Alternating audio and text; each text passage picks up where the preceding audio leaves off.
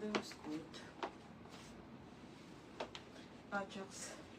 Pero ano na to, malito ka na naman. Hi mga madam! Pero ano naman. Last live. Okay? Oo.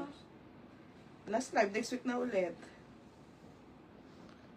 Doon na tayo sa kabila. Ha? Oo, pag naayos, para matry na. Okay, mga bebe. Pa-share ako ng live. Di na ako nakarinig kagabi. Pagod na ako. Ang bis mapagod. Kompleto pa tayo ha, mga madam. Sinakapag-followers na. Nakatulog ako.